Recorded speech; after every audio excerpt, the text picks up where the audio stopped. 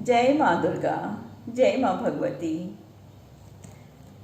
दुर्गा स्तुति का पहला अध्याय का आरंभ। प्रथम चरित्र के ब्रह्मा ऋषि, महाकाली देवता, गायत्री छंद, नंदा शक्ति, रक्तदंतिका बीज, अग्नि तत्व और ऋग्वेद स्वरूप हैं। श्री महाकाली देवता की प्रसन्नता के लिए प्रथम चरित्र के जप में विनियोग किया जाता है।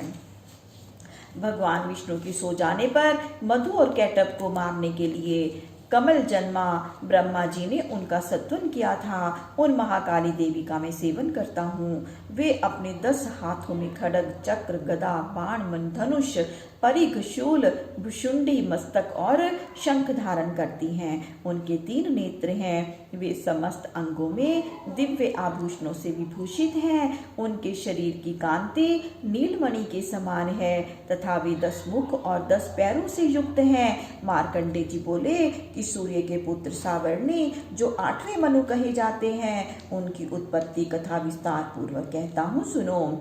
सूर्य कुमार महाभाग सावर्णी भगवती महामाया के अनुग्रह से जिस प्रकार मनवंत्र के स्वामी हुए, वही प्रसंग सुनाता हूँ। पूर्व काल की बात है। स्वारोजिष मनवंतर में सुरथ नाम के एक राजा थे, जो चैत्र वंश में उत्पन्न हुए थे। उनका समस्त भूमंडल पर अधिकार था। वे प्रजा का अपने और पुत्रों के भांति धर्म पूर्वक पालन करते थे। तो भी उस समय कोलाविंध्वसी नाम के क्षत्रिय उनके शत्रु हो गए। राजा सुरथ की दंड नीति बड़ी प्रबल थी। उनका शत्रुओं के साथ संग्राम हुआ। यद्यपि कोलाविंध्वसी संख्या में कम थे, तो भी राजा सुरथ युद्ध में उनसे परास्त हो गए। तब वे युद्ध भूमि से अपने नगर को लौट आए और केवल अपने देश के राजा होकर रहने लगे। समूची पृथ्वी से अब उनका अधिकार जाता रहा, किंतु वहां भी उन प्रबल शत्रुओं ने उस समय महाभाग राजा सुरथ पर आक्रमण कर दिया। राजा का बल क्षीण हो चला था, इसीलिए उनके दुष्ट, बलवान एवं दुरात्मा मंत्रियों ने वहां उनकी राजधानी में भी राजकीय सेना और खजाने को हथिया लिया। सुर्थ का प्रभु तब नष्ट हो चुका था, इसीलिए वे शिकार खेलने के बहाने घोड़े पर सवार हो वहां से अकेले ही एक घने जंगल में चले गए। वहां उन्होंने विप्रवर मेधा मुनि का आश्रम देखा, जहां कितने ही हिंसक जीव अपनी स्वाभाविक हिंसावृत्ति छोड़कर परम शांति भाव से रहते थे। मुनि के बहुत से शिष्य उन वन की शोभा बढ़ा रहे थे। वहां जाने पर मुनि ने उनका सत्कार किया और वे उन मुनि श्रेष्ठ के आश्रम पर इधर उधर विचरते हुए कुछ काल तक रहे। फिर ममता से आकृष्ट चित्त होकर वहां इस प्रकार चिंता करने लगे, पूर्व काल में मेरे पूर्वजों ने जिसका पालन किया था, वही नगर आज मुझसे रहित है।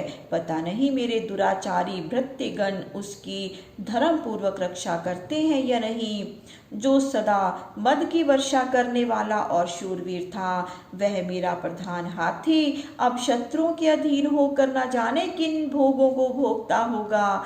जो लोग मेरी कृपा, धन और भोजन पाने के लिए सदा मेरे पीछे पीछे चलते थे, वे निश्चय ही अब दूसरे राजाओं का अनुसरण करते होंगे। उन अपव्ययी लोगों के द्वारा सदा खर्च होते रहने के कारण अत्यंत कष्ट से जमा किया हुआ मेरा खजाना खाली हो जाएगा। ये तथा और भी कई बातें राजा सुर्थ निरंतर सोचते रहते थे। एक दिन उन्होंने वहां विप्रवर मेधा के आश्रम के निकट एक वैश्य को देखा और उससे पूछा कि भाई, तुम कौन हो? यहाँ तुम्हारे आने का क्या कारण है? तुम क्यों शोकग्रस्त और अनमने से दिखाई देते हो? राजा सुर्थ का यह प्रेम पूर्वक कहा हुआ वचन सुनकर वैश्य ने विनीत भाव से उन्हें प्रणाम करके कहा कि राजन, मैं धनियों के कुल में उत्पन्न एक वैश्य हूँ। मेरा नाम समाधि है। मेरे दुष्ट स्त्री पुत्रों ने धन के लोभ से मुझे घर से बाहर निकाल दिया। मैं इस समय धन, स्त्री और पुत्रों से वंचित वंचित हूँ। मेरे विश्वसनीय बंधुओं ने मेरा ही धन लेकर मुझे दूर कर दिया है, इसीलिए दुखी होकर मैं वन में चला आया हूँ। यहाँ रहकर मैं इस बात को नहीं जानता कि मेरे पुत्रों की स्त्री की और स्वजनों की कुशल है या नहीं। इस समय घर में वे कुशल से रहते हैं अथवा उन्हें कोई कष्ट है। वे मेरे पुत्र कैसे हैं? क्या वे सदाचारी हैं अथवा दुराचारी हो गए हैं? राजा ने पूछा कि जिन लोभी स्त्री पुत्र आदि ने धन के कारण तुम्हें घर से निकाल दिया, उनके प्रति तुम्हारे चित्त में इतना स्नेह का बंधन क्यों है? वैश्य बोला कि आप मेरे विषय में जैसी बात कहते हैं वह सब ठीक है, किंतु क्या करूं, मेरा मन निष्ठुरता नहीं धारण करता। जिन्होंने धन के लोभ में पड़कर पिता के प्रति स्नेह, पति के प्रति प्रेम तथा आत्मीय जन के प्रति अनुराग को तिलांजलि दे मुझे घर से निकाल दिया है, उन्हीं के प्रति मेरे हृदय में इतना स्नेह है। महामते, गुणहीन बंधुओं के प्रति भी जो मेरा चित्त इस प्रकार प्रेम मगन हो रहा है, यह क्या है? इस बात को मैं जानकर भी नहीं जान पाता। उनके लिए मैं लंबी सांसें ले रहा हूँ और मेरा हृदय अत्यंत दुखित हो रहा है। उन लोगों में प्रेम का सर्वथा अभाव है, तो भी उनके प्रति जो मेरा मन निष्ठुर नहीं हो पाता, इसके लिए मैं क्या करूं?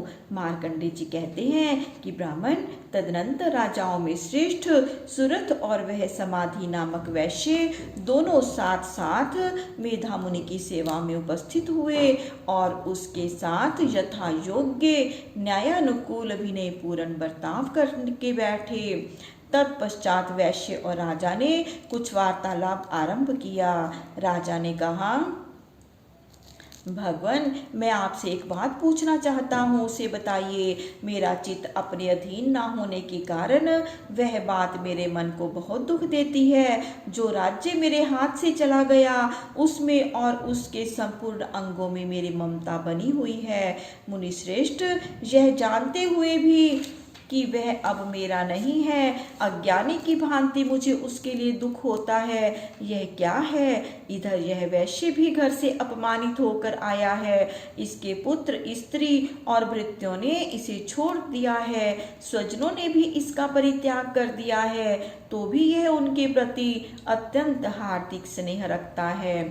इस प्रकार यह तथा मैं दोनों ही बहुत दुखी हैं। जिसमें प्रत्यक्ष दोष देखा गया है उस विषय के लिए भी हमारे मन में ममता जनित आकर्षण पैदा हो रहा है। महाभाग, हम दोनों समझदार हैं, तो भी हम में जो मोह पैदा हुआ है ये क्या है? विवेक शून्य पुरुष की भांति मुझ में और इसमें भी यह मूर्ता प्रत्यक्ष दिखाई देती है। ऋषि बोले कि महाभाग, विषय मार्ग का ज्ञान सब जीवों को है, इसी प्रकार विषय भी सबके लिए अलग अलग हैं। कुछ प्राणी दिन में नहीं देखते और दूसरे रात में ही नहीं देखते, तथा कुछ जीव ऐसे हैं जो दिन और रात्रि में भी बराबर ही देखते हैं। यह ठीक है कि मनुष्य समझदार होते हैं, किंतु केवल वे ही ऐसे नहीं होते। पशु पक्षी और मृग आदि सभी प्राणी समझदार होते हैं। मनुष्यों की समझ भी वैसी ही होती है जैसी उन मृग और पक्षियों की होती है, तथा जैसी मनुष्यों की होती है वैसी ही उन मृग पक्षी आदि की होती है। यह तथा अन्य बातें भी प्राय दोनों में समान ही हैं। समझ होने पर भी इन पक्षियों को तो देखो, ये स्वयं भूख से पीड़ित होते हुए भी मोहवश बच्चों की चोंच में कितने चाव से अन्न के दाने डाल रहे हैं। नरश्रेष्ठ, क्या तुम नहीं देखते कि ये मनुष्य समझदार होते हुए लोभवश अपने किए हुए उपकार का बदला पाने के लिए पुत्रों की अभिलाषा करते हैं? यद्यपि उन सब में समझ की कमी नहीं है, तथापि वे संसार की स्थिति जन्म मरण की परंपरा बनाए रखने वाले भगवती महामाया के प्रभाव द्वारा ममतामय भंवर से युक्त मोह के गहरे गर्त में गिराए गए हैं। इसीलिए इसमें आश्चर्य नहीं करना चाहिए। जगदीश्वर भगवान विष्णु की योग निद्रा रूपा जो भगवती महामाया है, उन्हीं से यह जगत मोहित हो रहा है। वे भगवती महामाया देवी ज्ञानियों के भी चित्त को बल स्वरूप खींचकर मोह में डाल देती है। वे ही इस संपूर्ण चराचर जगत की सृष्टि करती हैं तथा वे ही प्रसन्न होने पर मनुष्यों को मुक्ति के लिए वरदान देती हैं। वे ही पराविद्या, संसार बंधन और मोक्ष की हेतुभूता सनातनी देवी तथा संपूर्ण ईश्वरों की भी अधीश्वरी हैं। राजा ने पूछा कि भगवान, जिन्हें आप महामाया कहते हैं, वे देवी कौन है? ब्राह्मण, उनका आविर्भाव कैसे हुआ तथा उनके चरित्र कौन कौन से हैं? ब्रह्मवेताओं में श्रेष्ठ महर्षि उन देवी का जैसा प्रभाव हो, जैसा स्वरूप हो और जिस प्रकार प्रादुर्भाव हुआ हो, वह सब मैं आपके मुख से सुनना चाहता हूँ। ऋषि बोले कि राजन, वास्तव में तो वे देवी नित्य स्वरूपा ही है, संपूर्ण जगत उन्हीं का स्वरूप है तथा उन्होंने समस्त विश्व को व्याप्त कर रखा है। तथापि उनका प्राकट्य अनेक प्रकार से होता है, वह मुझसे सुनो। यद्यपि वे नित्य और अजन्मा है, तथापि जब देवताओं का कार्य सिद्ध करने के लिए प्रकट होती है, उस समय लोक में उत्पन्न हुई कहलाती हैं। कल्प के अंत में जब संपूर्ण जगत एक कारण बनने में निमग्न हो रहा था और सब के प्रभु भगवान विष्णु शेषनाग की शैया बिछाकर योग निद्रा का आश्रय ले रहे थे, उस समय उनके कानों के मैल से दो भयंकर असुर उत्पन्न हुए जो मधु और कैटभ के नाम से विख्यात थे। वे दोनों ब्रह्मा जी का वध करने को तैयार हो गए। भगवान विष्णु के नाभि कमल में विराजमान प्रजापति ब्रह्मा जी ने जब उन दोनों भयानक असुरों को अपने पास आया और भगवान को सोया हुआ देखा, तब एकाग्रचित होकर उन्होंने भगवान विष्णु को जगाने के लिए उनके नेत्रों में निवास करने वाली योग निद्रा का सत्वन आरंभ किया, जो इस विश्व की अधीश्वरी, जगत को धारण करने वाली, संसार का पालन और संहार करने वाली तथा तेज स्वरूप भगवान विष्णु की अनुपम शक्ति है। उन्हीं भगवती निद्रा देवी की भगवान ब्रह्मा स्तुति करने लगे। ब्रह्मा जी ने कहा, हे देवी, तुम ही स्वाहा, तुम ही सवधा और तुम ही वष्टकार हो। स्वर भी तुम्हारे ही स्वरूप है, तुम ही जीवन दायनी सुधा हो। नित्य अक्षर प्रणव में अकार, उकार, मकार, इन तीन मात्राओं के रूप में तुम ही स्थित हो तथा इन तीन मात्राओं के अतिरिक्त जो बिंदु रूपा नित्य अर्ध मात्रा है, जिसका विशेष रूप से उच्चारण नहीं किया जा सकता, वह भी तुम ही हो। हे देवी, तुम ही संध्या, सावित्री तथा परम जननी हो। देवी, तुम इस विश्व ब्रह्मांड को धारण करती हो, तुमसे ही इस जगत की सृष्टि होती है, तुम ही से इसका पालन होता है और सदा तुम ही कल्प के अंत में सबको अपना ग्रास बना लेती हो। जगन्मयी देवी, इस जगत की उत्पत्ति के समय तुम सृष्टि रूपा हो, पालन काल में स्थिति रूपा हो तथा कल्पांत के समय संहार रूप धारण करने वाली हो। तुम ही महाविद्या, महामाया, महामेधा, महास्मृति, महामोह रूपा, महादेवी और महासुरी हो। तुम ही तीनों गुणों को उत्पन्न करने वाली सबकी प्रकृति हो। भयंकर काल रात्रि, महारात्रि और मोह रात्रि भी तुम ही हो। तुम ही श्री, तुम ही ईश्वरी, तुम ही और तुम ही बोध स्वरूपा बुद्धि हो। लज्जा, पुष्टि, तुष्टि, शांति और क्षमा भी तुम ही हो। तुम ही खड्ग धारणी, शूल धारणी, घोर रूपा तथा गदा, चक्र, शंख और धनुष धारण करने वाली हो। बाण, भुषुंडी और परिघ, ये भी तुम्हारे अस्त्र हैं। तुम सौम्य और सौम्यतर हो। इतना ही नहीं, जितने भी सौम्य एवं सुंदर पदार्थ हैं, उन सब की अपेक्षा तुम अत्यधिक सुंदरी हो। पर और अपर सबसे परे रहने वाली परमेश्वरी तुम ही हो। सर्व स्वरूपी देवी, कहीं भी सत असत रूप जो कुछ वस्तुएं हैं और उन सब की जो शक्ति है, वह तुम ही हो। ऐसी अवस्था में तुम्हारी स्तुति क्या हो सकती है? जो इस जगत की सृष्टि, पालन और संहार करते हैं, उन भगवान को भी जब तुमने निद्रा के अधीन कर दिया है, तब तुम्हारी स्तुति करने में यहाँ कौन समर्थ हो सकता है। मुझको, भगवान शंकर को तथा भगवान विष्णु को भी तुमने ही शरीर धारण कराया है, अतः तुम्हारी स्तुति करने की शक्ति किसमें है। हे देवी, तुम तो अपने इन उदार प्रभावों से ही प्रशंसित हो। ये जो दोनों दुर्धर्ष असुर मधुर कैटव हैं, इनको मुंह में डाल दो और जगदीश्वर भगवान विष्णु को शीघ्र ही जगा दो। साथ ही इनके भीतर इन दोनों महान असुरों को मार डालने की बुद्धि उत्पन्न कर दो।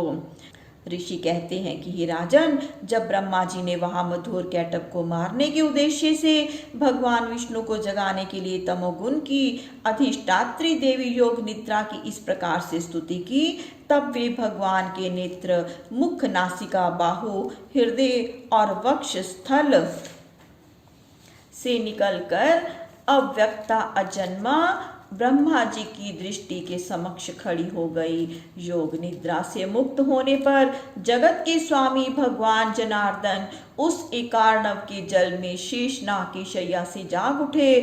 फिर उन्होंने उन दोनों असुरों को देखा। वे दुरात्मा मधु और कैटव अत्यंत बलवान तथा पराक्रमी थे और क्रोध से लाल आंखें किए ब्रह्मा जी को खा जाने वाली नजरों से उद्योग कर रहे थे। तब भगवान श्री हरि ने उठकर उन दोनों के साथ 5000 वर्षों तक केवल बाहु युद्ध किया।